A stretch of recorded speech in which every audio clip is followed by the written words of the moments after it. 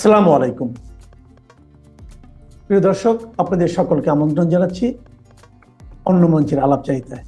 খলিলুর রহমান ও সাবেক মার্কিন দূতের গোপন চাল নাস্তানাবুদ তারেক রহমান সরকার। দক্ষিণ এশিয়ার ভূ রাজনীতিতে এক মহানাটকীয় মোড় হঠাৎ করেই ভেস্তে যেতে বসেছে বাংলাদেশের প্রধানমন্ত্রী তারেক রহমানের বহুল আলোচিত নয়াদিল্লি সফর। যে সফরের জন্য দিল্লির তাজ প্যালেস হোটেলে বুকিং সম্পন্ন হয়েছিল, নিরাপত্তা সংস্থাগুলো দিনরাত এক করে প্রস্তুতি নিচ্ছিল, ঠিক সেই মুহূর্তে হঠাৎ কেন জারি হলো অন্তরায়? উত্তরসূরিদের পাতানো ফাঁদ, নাকি কোনো অদৃশ্যের সুতা টেনে কূটনৈতিক পট পরিবর্তন করা হলো? আর এই ছক বানচালের নেপথ্যে কি সত্যিই রয়েছেন বাংলাদেশের পররাষ্ট্রমন্ত্রী খলিলুর রহমান ও ঢাকার সাবেক বিতর্কিত মার্কিন রাষ্ট্রদূত পিটার হাস? ভারতের সাথে বাংলাদেশের নতুন সরকারের সম্পর্কের এই সমীকরণ কি ডিপ স্টেট বা অদৃশ্য শক্তির নিয়ন্ত্রণে চলে যাচ্ছে? উত্তর পূর্ব ভারতের গণমাধ্যম নর্থ ইস্ট নিউজে বাংলাদেশি সিনিয়র সাংবাদিক এনায়েত কবিরের সাম্প্রতিক এক চাঞ্চল্যকর অনুসন্ধানী প্রতিবেদনে উঠে এসেছে ঠিক এমনই বিস্ফোরক সব তথ্য। এছাড়াও আমাদের বিভিন্ন সূত্রের তথ্য নিয়ে আজ আমরা পরতে পরতে বিশ্লেষণ করব এই কূটনৈতিক নাটকের পেছনের আসল গল্প। ঘটনার সূত্রপাত ঘটে গত 9 আগস্ট। কাতার এয়ারওয়েজের একটি ফ্লাইটে গোপনে ঢাকায় নামেন সাবেক মার্কিন রাষ্ট্রদূত পিটার হাস। আনুষ্ঠানিকভাবে তিনি আন্তর্জাতিক জ্বালানি সংস্থা এক্সেলারেট এনার্জির কৌশলগত উপদেষ্টা হিসেবে এসেছেন বলে বলা হলেও ঢাকার রাজকীয় ইন্টারকন্টিনেন্টাল হোটেলে ওঠা মাত্রই তার একের পর এক গোপন বৈঠক শুরু হয়। পিটার হাসের প্রথম সাক্ষাৎটাই ছিল ঢাকায় নিযুক্ত মার্কিন চার্জ দ্য অ্যাফেয়ার্স মেগান বোল্ডেনের সাথে। এরপর মার্কিন বাংলাদেশ বিজনেস কাউন্সিলের ব্যানারে প্রধানমন্ত্রীর কার্যালয়ে উচ্চ পর্যায়ের বৈঠকে অংশ নেন তিনি। ঠিক এই সময়টাতে অর্থাৎ 13 আগস্ট আকস্মিকভাবেই বাংলাদেশের বর্তমান মার্কিন রাষ্ট্রদূত ব্রেন্ট ক্রিস্টেনসেন তার স্ত্রীকে নিয়ে ঢাকা ছেড়ে সিঙ্গাপুরে যান। এই কূটনৈতিক প্রস্থান মোটেও সাধারণ ছিল না।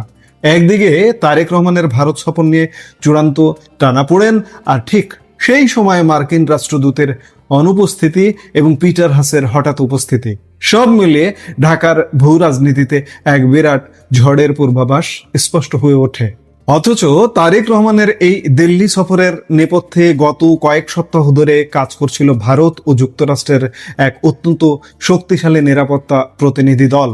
ট্রাম্প প্রশাসনের আস্থাভাজন দক্ষিণ এশিয়া বিষয়ক বিশেষ দূত সার্জিও গোর, ভারতের জাতীয় নিরাপত্তা উপদেষ্টা অজিত দোভাল, রয়ের প্রধান পরাগ জৈন এবং বাংলাদেশে নিযুক্ত ভারতের হাই কমিশনার দীনেশ ত্রিবেদী। এদের যৌথ প্রচেষ্টায় ভারত ও বাংলাদেশের সম্পর্কে একটি অভাবনীয় ইতিবাচক অগ্রগতি তৈরি হয়েছিল। আগামী সেপ্টেম্বরে অনুষ্ঠিতব্য ব্রিক্স সামিটেও বিমস্টেকের বর্তমান চেয়ারম্যান হিসেবে তারেক রহমানকে আমন্ত্রণ জানায় নয়াদিল্লি। বাংলাদেশ থেকে দ্বিপাক্ষিক সফরের অনুরোধ জানানোর পর আগস্টের 3য় সপ্তাহে তারেক রহমান তার স্ত্রী ও কন্যাকে নিয়ে দিল্লি যাওয়ার কথা চূড়ান্ত হয়। এমনকি দিল্লির ঐতিহ্যবাহী তাজ প্যালেস হোটেলে বুকিং পর্যন্ত সম্পন্ন হয়ে গিয়েছিল। কিন্তু ভারত বাংলাদেশ সম্পর্কের এই নতুন সূচনার মধ্যে থাবা বসালো এক অদৃশ্য হাত। 16 আগস্ট হঠাৎ করেই বাংলাদেশের পররাষ্ট্র মন্ত্রণালয় থেকে একটি অভাবনীয় ঘোষণা আসে। বলা হয়, ভারতে নির্বাসিত সাবেক প্রধানমন্ত্রী শেখ হাসিনাকে যদি বাংলাদেশের হাতে ফেরত না দেওয়া হয় তবে প্রধানমন্ত্রী তারেক রহমান নয়াদিল্লি সফর করবেন না।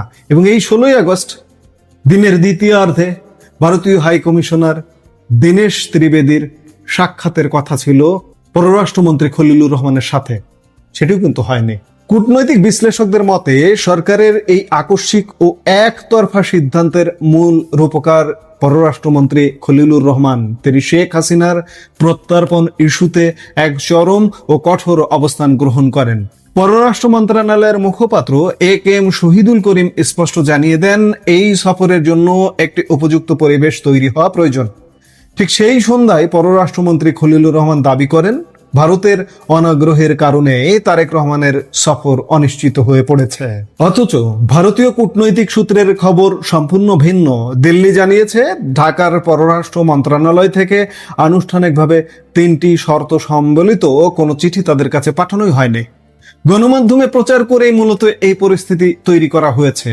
ভারতের সংবাদ মাধ্যম দ্য ইন্ডিয়ান এক্সপ্রেসে প্রকাশিত প্রতিবেদন অনুযায়ী শেখ হাসিনাকে ফেরত পাঠানোর বিষয়টি রাজনৈতিক ও কূটনৈতিক সিদ্ধান্তের ওপর নয়, বরং ভারতের স্বাধীন বিচার ব্যবস্থার ওপর নির্ভর করে। সুতরাং যে বিষয়টি অফিসিয়াল টেবিলে আলোচনার পর্যায়ে ছিল, সেটিকে এভাবে শর্তের দোহাই দিয়ে প্রকাশ্যে বানচাল করার নেপথ্যে খলিলুর রহমানের ভূমিকা গভীর প্রশ্নের জন্ম দিয়েছে।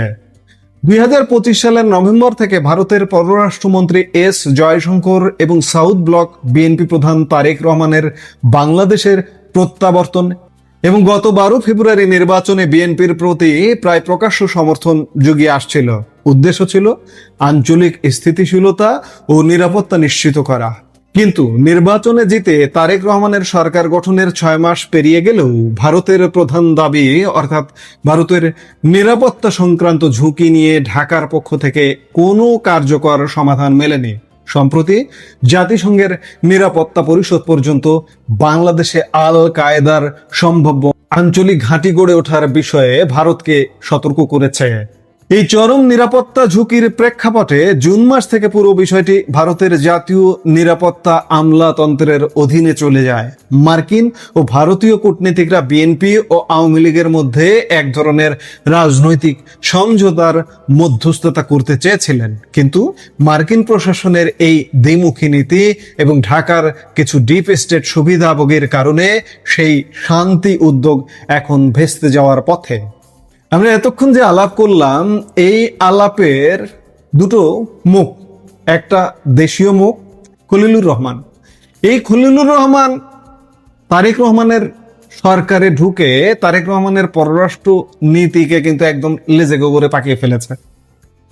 মার্কিন যুক্তরাষ্ট্রকে ক্ষুব্ধ করেছে, চীনে নিয়ে গেছে, এখানে পাকিস্তান তুরস্ক সমীকরণ করছে, আবার ভারতের সাথে সম্পর্ক খারাপ করবার চেষ্টা করছে।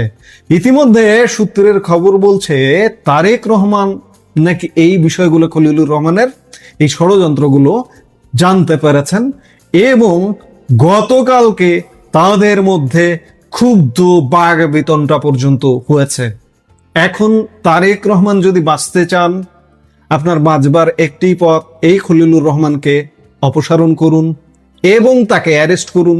গত 1.5 বছর ইউনূসের শাসন আমলে তিনি দায়িত্ব পালন করেছেন, নানা অপকর্মের হোতা তিনি, এবং অতীতেরও তার অপকর্ম আছে। অ্যারেস্ট করে বিচারের আওতায় আনুন। এই কাজটি আপনার করতেই হবে, না হলে আপনি বাঁচতে পারবেন না। এ আপনাকে মিসগাইড করে আপনাকে ভিন্ন পথে চালিত করবে এবং ইমিডিয়েট আপনার ভারত সফরের সিদ্ধান্ত নিতে হবে। আপনি যদি বুঝতে পারেন যে খলিল ষড়যন্ত্র করছে, তাহলে এই ব্যবস্থাগুলো নিন। যদি ঘুমিয়ে থাকেন, আপনি কিন্তু বাঁচবেন না। আরেকটি জিনিস, এই যে বহুল বিতর্কিত পিটার হাস, বাংলাদেশে ব্যবসার আড়ালে তিনি বাংলাদেশে মার্কিন রাষ্ট্রদূত ছিলেন, এখন তিনি ব্যবসায়ী। মার্কিন জ্বালানি কোম্পানি এক্সেলারেট এনার্জির ঊর্ধ্বতন কর্মকর্তা হিসেবে তিনি মাঝে মাঝেই বাংলাদেশ সফর করেন। এটি কিন্তু একদম ছদ্মবেশে তার অন্য একটা কোম্পানির প্রতিনিধি হিসেবে আসছেন। এবারও দেখানো হচ্ছে যে তিনি কোম্পানির প্রতিনিধি হিসেবে এসছেন, মার্কিন ব্যবসায়ী প্রতিনিধি দল এসছে, তাদের সঙ্গে তিনিও এসছেন, কিন্তু তিনি আসলে এসেছেন ব্যবসা নয়, বাংলাদেশে ষড়যন্ত্র করতে। ষড়যন্ত্র করে আওয়ামী লীগ সরকারকে ফেলে দিয়েছে।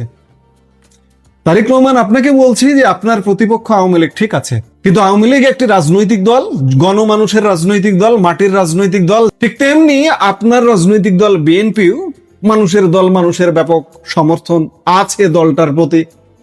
সোজা কথা, জাতীয়তাবাদী দল, উগ্রপন্থী দল নয়। আপনাকেও কিন্তু পিটার হাস ফেলে দেবে। খলিলুর রহমানকে যেমন অপসারণ করা, অ্যারেস্ট করা দরকার, আপনি যদি বুঝতে পারেন ষড়যন্ত্র করছে আপনার বিরুদ্ধে, ঠিক তেমনি পিটার হাসের বাংলাদেশে প্রবেশ একদম নিষেধাজ্ঞা দিতে হবে, পার্সোনা নন গ্রাটা করে দিতে হবে। এছাড়া এই পিটার হাসের ষড়যন্ত্র থেকে আপনি বাঁচতে পারবেন না। আর একটু আগে যেটি বললাম, ইমিডিয়েট ভারত সফরের সিদ্ধান্ত নিন, না হলে কিন্তু বাঁচার উপায় নেই। সবকিছু মিলে আজ স্পষ্ট বোঝা যাচ্ছে যে পিটার হাসের ঢাকা সফর এবং খলিলুর রহমানের এই অনমনীয় অবস্থান আসলে ডক্টর ইউনূসের নেতৃত্বাধীন সাবেক অন্তর্বর্তীকালীন সরকারের ভারত বিরোধী পররাষ্ট্র নীতিতে ফিরে যাওয়ারই সামিল। কিন্তু প্রশ্ন থেকেই যায়, তারেক রহমান কি সত্যিই এই ডিপ স্টেটের ফাঁদে পা দিলেন, নাকি তার নিজের সরকারে খলিলুর রহমানের মতো ছায়া খেলোয়াড়রা কলকাঠি নাড়ছেন? ভারতের সাথে এই মুহূর্তে কূটনৈতিক টানাপোড়েন তৈরি হওয়া কি বাংলাদেশের ভবিষ্যতের জন্য শুভ কিছু আনবে? মোটেই আনবে না। আমাদের স্বার্থ সংশ্লিষ্ট অনেকগুলো বিষয় সামনে আছে, সেগুলো বাস্তবায়ন করতে হলে ভারত সফর করতেই হবে এবং বাংলাদেশের রাজনৈতিক স্থিতিশীলতা, অন্তর্ভুক্তিমূলক সমাজ নির্মাণ করতে হলে অন্তর্ভুক্তিমূলক রাজনীতি আপনাকে নির্মাণ করতেই হবে। না হলে আরেকটি কথাও কিন্তু আসছে, এই যে জাতিসংঘ রিপোর্ট দিয়েছে, আপনি আল কায়দা, আপনার দেশে আল কায়দার নেটওয়ার্ক গড়া হচ্ছে, আপনাকে আরো পদে পদে আটকে দেবে কিন্তু বিভিন্নভাবে। এই যে শেখ হাসিনা বা আওয়ামী লীগ নেতা বা 14 দলের নেতাদের যে আইসিটি বিচার, এই বিচারও কিন্তু ভেস্তে যাচ্ছে। জাতিসংঘ ইতিমধ্যে সাক্ষীদের বা তদন্ত প্রতিবেদন যাদের সাক্ষী নিয়ে করেছে তাদের নাম দেবে না, বিচার ভেস্তে যাচ্ছে, স্যাংশন আসবে, নানান সমস্যায় পড়বেন। কাজেই আবারও বলছি, দুটো কাজ করতে হবে: খলিলুর রহমানকে অপসারণ, অ্যারেস্ট, আইনের আওতায় আনা এবং পিটার হাসকে বাংলাদেশে পিএনজি করা। এছাড়া উপায় নেই। এখন কি করবেন আপনার ভালো নিশ্চয়ই আপনিও বুঝবেন, পাগলও নিজের ভালো বোঝে। আসসালামু আলাইকুম রহমতুল্লাহি ওয়া বারাকাতুহু। সম্মানিত দর্শক, 2026 সনের আগস্ট মাসের 16 তারিখ সন্ধেবেলায় এই প্রতিবেদনটি বা কন্টেন্টটি তৈরি করছি। শিরোনাম হলো, প্রধানমন্ত্রী তারেক রহমান সাহেব ভারতে কেন যাবেন কিংবা কেন যাবেন না। যখন আমি শিরোনামটি ঠিক করি তখন মোটামুটি শতভাগ নিশ্চিত ছিল যে তিনি ভারতে যাচ্ছেন এবং আগস্ট মাসের 22 তারিখ থেকে 26 তারিখের মধ্যে যে কোনো একটা সময় 2 দিনের জন্য তিনি দিল্লি সফর করবেন, দ্বিপাক্ষিক সফর। এটা ব্রিক্সের কোনো সম্মেলন নয়। সেই দ্বিপাক্ষিক সফরে যাওয়ার জন্য ভারতের যে বিখ্যাত একটি হোটেল তাজ প্যালেস, সেই তাজ প্যালেসে প্রেসিডেন্সিয়াল স্যুট বাংলাদেশের যে দূতাবাস, সেই দূতাবাসের পক্ষ থেকে বুকিং করা হয়েছে, এই মর্মে ইন্টারনেটে নানা রকম খবর ছড়িয়ে পড়েছিল।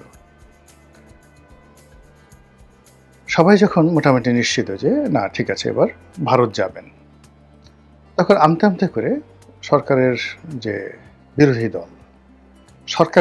দল, দেশের বিরোধী দল, সেটা এখনো তারা প্রমাণ করতে পারেননি, যেটিকে অনেকে আমি এবং মামুদের দল হিসেবে বর্ণনা করেন। তারা নানাভাবে প্যাও পু বলার চেষ্টা করছিলেন যে এটা করতে হবে, ওটা করতে হবে, আদারওয়াইজ তারেক রহমান সাহেবকে যেতে দেওয়া হবে না।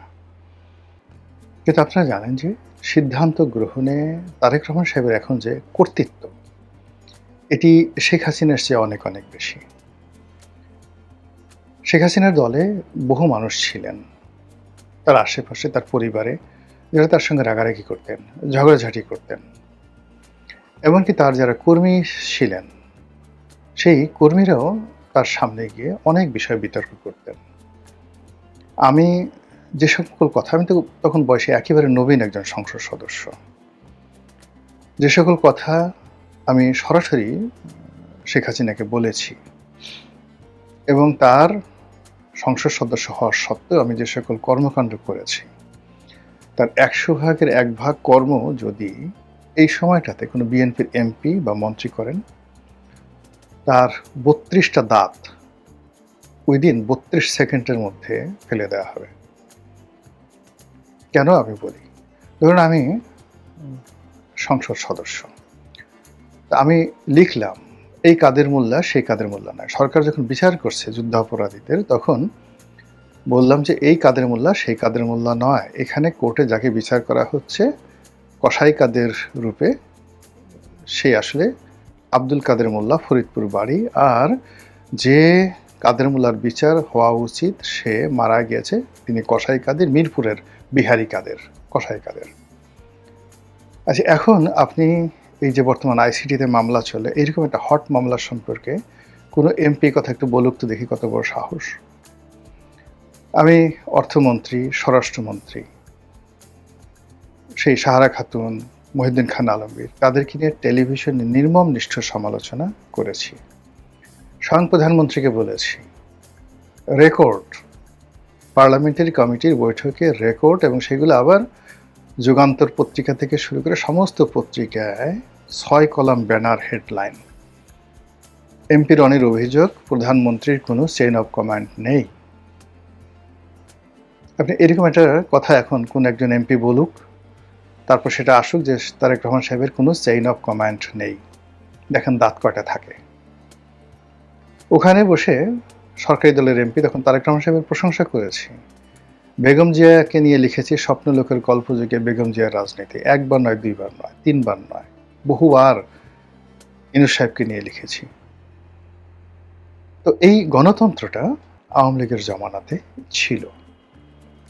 আওয়ামী লীগের জমানাতে ছিল ফলে কি হতো, আমরা শেখ হাসিনাকে যতটা স্বৈরাচারী মনে করি, ইভেন একদম শেষ দিন পর্যন্ত তার যারা ছাত্রলীগের নেতা ছিলেন তাদের সঙ্গে তার তর্ক হতো, বিতর্ক হতো। তিনি অনেকে বলতেন বের হও আমার সামনে থেকে, আবার একটু পরে টেলিফোন করে বলতেন যে আসো আসো। এই ঘটনাগুলো একটা আন্তরিকতা ছিল রাজনীতিতে। কিন্তু এখন তারেক রহমান সাহেবের যে অবস্থা, তার যে ক্ষমতা, তার যে কর্তৃত্ব, সেখানে তার সামনে সালাউদ্দিন সাহেব বলেন, মির্জা ফখরুল সাহেব বলেন, কিংবা তার নুরুল হক নুরু বলেন, রাশেদ বলেন, মানে তাকে গিয়ে অপোজ করবে একটা কথা, তার সমালোচনা করবে, বা তিনি যেটা পছন্দ করেন না সেই কথা বলবে, বা তার সামনে গিয়ে বঙ্গবন্ধু উচ্চারণ করবে, বা শেখ হাসিনার একটা ভালো জিনিস আছে এটা উচ্চারণ করবে, বা তারেক রহমান সাহেব যে জিনিসগুলো পছন্দ করে না সেরকম একটা শব্দ উচ্চারণ করবে, এইরকম মহাবীর ওনার কাছে নেই।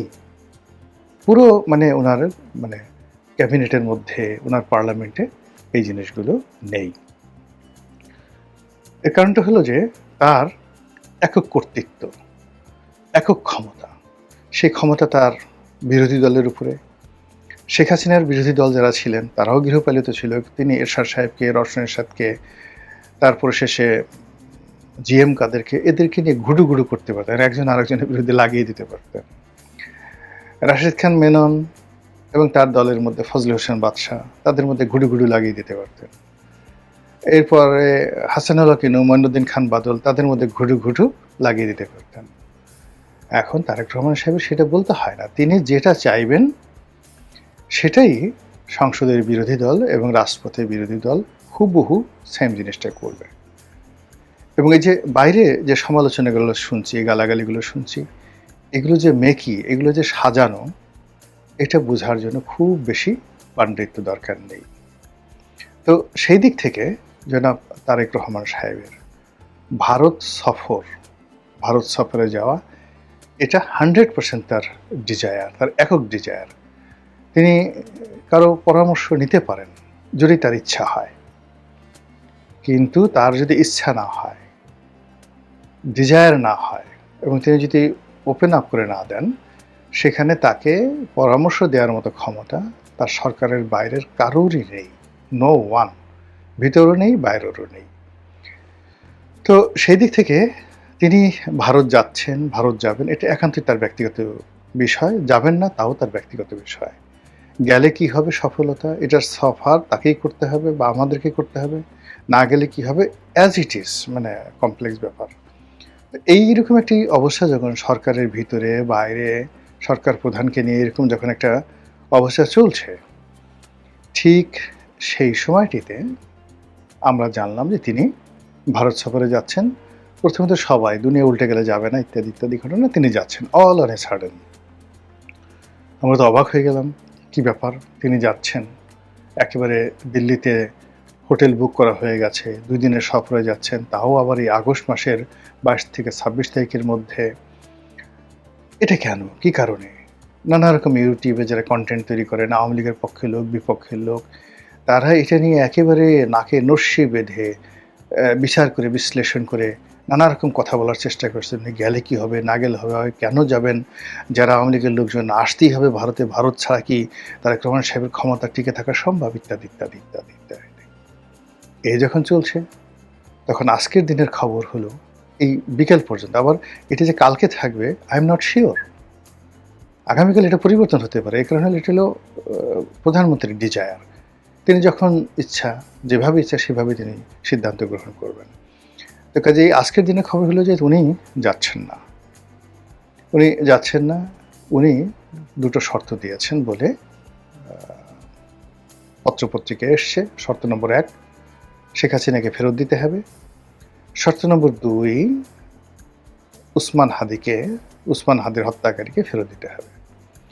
এটা যেভাবে আলোচনা হচ্ছে তদ্রূপ ডিপ্লোম্যাটিক ল্যাঙ্গুয়েজে পররাষ্ট্র মন্ত্রণালয়ের থেকে বলা হচ্ছে যে জনাব তারেক রহমান সাহেব প্রধানমন্ত্রী, তিনি যে ভারত যাবেন, এটা যাওয়ার জন্য যেটা অনুকূল পরিবেশ দরকার সেই পরিবেশটা এখনো তৈরি হয়নি বা সৃষ্টি হয়নি। ব্যাস এই পর্যন্তই।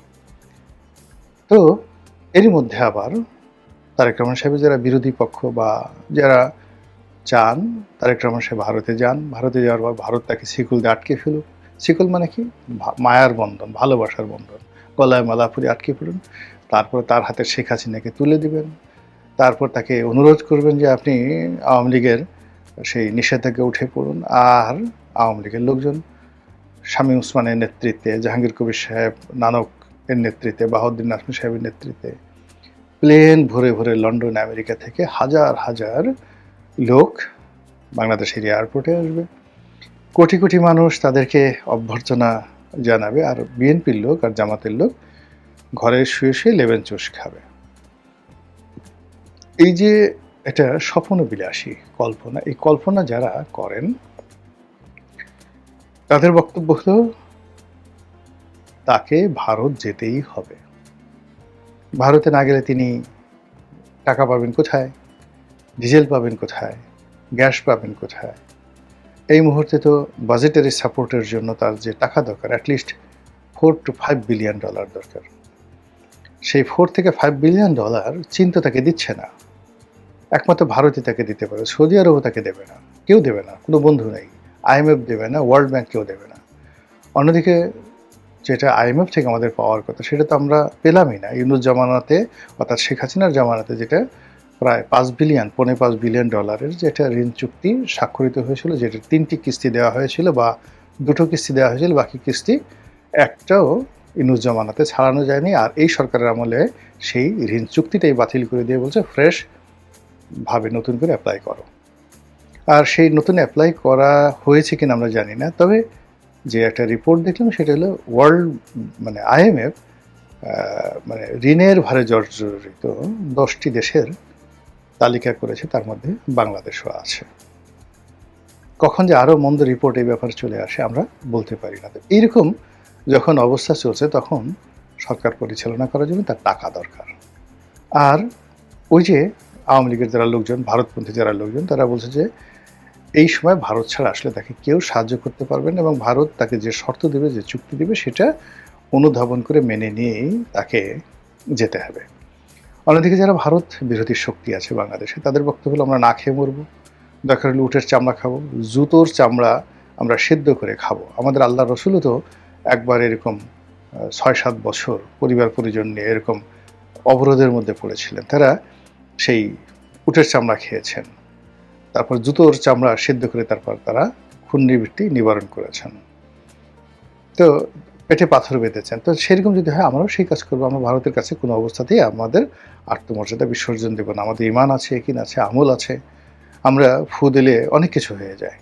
এরকম যারা একটা ইলুশন, হ্যালোসিনেশন এর মধ্যে যারা আছেন তাদের কথা আলাদা। এখন আমরা বাস্তবে আসি। বাস্তবে হলো যে প্রতিবেশী ভারত আমাদের বৃহত্তম প্রতিবেশী। আমাদের ট্রেড অ্যান্ড কমার্সের একটা বিরাট অংশ তাদের সাথে হয়, এবং আমাদের অনেকগুলো সফট পাওয়ার, সেই সফট পাওয়ারে ভারতের অংশগ্রহণ আছে। নেতিবাচক বলেন, ইতিবাচক বলেন, আমাদের সেনাবাহিনীর মধ্যে, পুলিশের মধ্যে, সিভিল সার্ভিসের মধ্যে, বিচার বিভাগের মধ্যে, তারপরে সিভিল সোসাইটি, যেটিকে আমরা সুশীল সমাজ বলি, সেখানে পত্রপত্রিকায় সাংবাদিক থেকে শুরু করে একেবারে ভিক্ষুকদের মধ্যে ভারতের এজেন্ট আছে বলে অনেকে অভিযোগ করেন। তো কাজে এ সকল সফট পাওয়ার দিয়ে তার সঙ্গে সঙ্গে আবার প্রায় 4200 কিলোমিটারের বা 4300 কিলোমিটারের বিশাল সীমান্ত ওদের সাথে আমাদের আছে, এবং বাংলাদেশে একটি বৃহত্তম রাজনৈতিক দল, যে রাজনৈতিক দলে এই মুহূর্তে অ্যাটলিস্ট 40% তাদের সমর্থন রয়েছে এককভাবে, মানে আওয়ামী লীগের। আর যদি কম্বাইন্ডলি ধরি যে আওয়ামী লীগ করে না কিন্তু বিএনপিকে এখন পছন্দ করছে না, জামাত করে না কিন্তু আওয়ামী লীগও করে না কিন্তু বিএনপিকে, এরকম সাধারণ যারা সরকার বিরোধী লোকজন রয়েছে প্লাস আওয়ামী লীগের, এই সংখ্যা হয়ে যাবে অলমোস্ট 70%। অর্থাৎ বিএনপির 35% ভোটার আছে, সেই 35% ভোটারের মধ্যে হাইয়েস্ট 10 to 15% ভোটার এখন বিএনপির প্রতি স্যাটিসফাইড, বাকি লোকগুলো হাপিত্তাস করছে। জামাতের ধরেন ভোট আছে 10% to 11%, কেউ বলে 7%। জামাতের একটা বিরাট অংশ কিন্তু হ্যাপি না, এখন জামাতের ব্যাপারও হ্যাপি না, বিএনপির ব্যাপারও হ্যাপি না, তারা বিকল্প খুঁজছে। তো কাজেই একেবারে শেখ হাসিনাকে চায়, আওয়ামী লীগের ফেরত চায়, এদের সংখ্যা 40%, আর সরকার বিরোধী যে শক্তি রয়েছে তাদের সংখ্যা আরও 30%। সব মিলিয়ে 70% লোক সরকার বিরোধী। কাজে এই যে সরকার বিরোধী বিশাল একটা গোষ্ঠী, সেই গোষ্ঠী বিদ্যুতের একটা নতুন সমস্যা হলে, তারপরে ডিজেলের সমস্যা হলে, এলপিজির সমস্যা হলে, টাকার সমস্যা হলে, ব্যাংকে গিয়ে টাকা না পেলে, এলসি করতে না পেলে, ঘুষ দুর্নীতি দেখলে, চাঁদাবাজি দেখলে একসঙ্গে হাউকাউ করে ওঠে। এবং এটা কোনো অবস্থাতেই প্রতিবেশী যদি এখানে ইন্ধন দেয়, অর্থাৎ তাদের হাতে যে সফট পাওয়ারগুলো আছে সেইগুলো, প্লাস ওই যে 40% আওয়ামী লীগের যারা লোকজন রয়েছে তারা মানে জনগণমন, মানে আর কি বলবো, আর দ্বিতীয় অংশ বললাম না, ভারতের দিল্লির দাদারা যেভাবে বলবেন সেভাবেই তারা চলবে, এর বাইরে তারা যাবে না। এই যে ডিফিকাল্টিসগুলো, সেই ডিফিকাল্টিসগুলো বর্তমান সরকারের জন্য একটা মানে যাকে বলা হয় বিরাট বোঝা হয়ে গেছে। তারা ভারতকে অ্যাভয়েডও করতে পারবে না, আবার ভারতের সঙ্গে সম্পর্ক নাকে খত দিয়েও করতে পারবে না। এখানে যে স্মার্ট নেগোসিয়েশন রয়েছে, সেই নেগোসিয়েশনে যেন কোনো অবস্থাতেই ভারতের সঙ্গে আলোচনার দরজাটা বন্ধ না হয়। তারেক রহমান সাহেব এখন যথেষ্ট বয়স হয়েছে, তার he is about 62 years old, যথেষ্ট বয়স হয়েছে, কিন্তু সরকার পরিচালনায়, রাষ্ট্র পরিচালনায় একেবারেই নবীন। এই বাস্তব অবস্থাটা তাকে বুঝতে হবে। 2 নম্বর হলো যে এরকম ডিপ্লোম্যাটিক লেভেলে সম্পর্ক করা, ভারত এবং বাংলাদেশের সম্পর্কের ক্ষেত্রে বা এনি মানে যাকে বলা হয় ফরেন রিলেশন, এই রিলেশনের ক্ষেত্রে যেটা আউটস্ট্যান্ডিং হিস্ট্রি রয়েছে, চীনের সঙ্গে আমাদের যে সম্পর্ক সেটা সেই ফাহিয়েনের আমলে কেমন ছিল, কিংবা মগধে যখন রাজা বিম্বিসার ছিলেন, সম্রাট বিম্বিসার ছিলেন, তার ছেলে যখন সেই অজাতশত্রু ছিলেন, যখন গৌতম বুদ্ধ জীবিত ছিলেন, তখন এই মগধের সঙ্গে রাজনীতির সঙ্গে কি কূটনীতির সম্পর্ক জড়িত, কিংবা আলেকজান্ডার যখন এসেছিলেন তখন এই নন্দ বংশের সঙ্গে তার কি সমস্যা ছিল, কি করে চাণক্য ক্ষমতা এলো। এই যে রাজনীতির একটা যাকে বলা হয় সূত্র, এই সূত্র কখনো পরিবর্তন হয় না। 5000 বছর আগে যেমন ছিল, 3000 বছর আগে তেমনই ছিল, 2000 বছর আগে যেমন ছিল, ইখতিয়ার উদ্দিন মোহাম্মদ বিন বখতিয়ার খলজি জমানাতে একই ছিল এবং এখনও সেম আছে। প্রধানমন্ত্রী আগে এই বিষয়টা বুঝতে হবে, জানতে হবে, টু দি পয়েন্টে সিদ্ধান্ত নেওয়ার আগে তিনি নিজে লেখাপড়া করে জানেন, বুঝেন, অথবা তার আশেপাশে যারা আছে তাদের মাধ্যমে এই পুরো জিনিসটি, এটা নিয়ে ছেলে খেলা করা যাবে না। কোনো অবস্থাতে এখানে ইগো দেখানো যাবে না, কোনো অবস্থায় এখানে মাথা নোয়ানো যাবে না। Things should be handle very smartly. সম্রাট আকবরের মতো মানুষকে ঈশা খানের মতো ছোট্ট একজন জমিদার তিনি কিন্তু সামাল দিয়েছিলেন কূটনীতির কারণে, অসাধারণ কূটনীতি, অসাধারণ বিদ্রোহ মানে বীরত্বের কারণে। তো সেই জিনিসটি যদি আমরা এই 2026 সনে এসে এলোমেলো করে ফেলি। একটা ক্ষুদ্র ভুল ইরানের জন্য কি পরিণতি ডেকে নিয়ে আসে, লিবিয়ার জন্য কি পরিণতি ডেকে নিয়ে আসে, ইরাকের জন্য, কিংবা ধরেন ইউক্রেনের জন্য। ছোট্ট ভুলটা শুরু হয়েছিল একেবারে ছোট্ট একটা জায়গা থেকে। রাশিয়ার সঙ্গে যে ইউক্রেনের যুদ্ধ, আপনি দেখবেন এত ছোট, শুনলে আপনার হাসি পাবে। হুতিদের সাথে এখন সৌদি আরবের যে যুদ্ধ, এত ছোট। ফলে এখন ভারতের সাথে বাংলাদেশের যে সম্পর্ক, সেই সম্পর্কটা আসলে খুব সেন্সিটিভ জায়গায় আছে। এখানে এমন কিছু ঘটেনি যে কারণে আলোচনার দ্বার বন্ধ হয়ে যাবে। আর এভাবে শর্ত দিয়ে কখনো বন্ধুত্ব হয় না। বন্ধুত্ব করার জন্য উদারতা লাগে, বন্ধুত্ব করার জন্য কৌশল লাগে, বন্ধুত্ব করার জন্য উপহার লাগে, ভাইস ভার্সা লাগে। আপনাকে আমি দেব, বিনিময়ে আপনিও আমাকে দেবেন। সেই ভাইস ভার্সা না থাকলে ওয়ান সাইডেড বন্ধুত্ব হয় না। ভারতের কাছ থেকে আমরা কি পাবো আর ভারতকে আমরা কি দিতে পারি, what can we do India for India, এই জিনিসগুলো আগে বুঝতে হবে। ভিখারির কোনো শর্ত থাকে না, পরাজিতের কোনো প্রার্থনা থাকে না, শুধু আত্মসমর্পণ। আর সমপর্যায়ে ছাড়া বন্ধুত্ব হয় না, ইকুয়াল ছাড়া বন্ধুত্ব হয় না। মাস্টারের সাথে মাস্টার মানে প্রভুর সাথে দাসের কখনো বন্ধুত্ব হয় না। একমাত্র আল্লাহর সাথে, আল্লাহই বলছেন যে আমি তোমার মালিক, তুমি আমার দাস, আসো লেটস হ্যাভ এ ফ্রেন্ডশিপ। একমাত্র আল্লাহ ছাড়া এই সুযোগ আর তার বান্দাদেরকে কেউ দেয় নাই। সবাই একটু 19-20 হইলেও আপনাকে অবদমিত করার চেষ্টা করবে। কাজেই ভারতের সঙ্গে আপনি যে কোনো কিছু করবেন, করার আগে আপনি চিন্তা করেন 10 বার যে আমার কি আছে, কি দেওয়ার আছে, কি পাওয়ার আছে, এবং সে অনুযায়ী আপনার ডিপ্লোম্যাটিক চ্যানেল ঠিক করতে হবে। মহান আল্লাহ আমাদের সবাইকে হেদায়েত দান করেন এবং হেফাজত করুন। আসসালামু আলাইকুম রহমতুল্লাহি ওয়া বারাকাতুহু।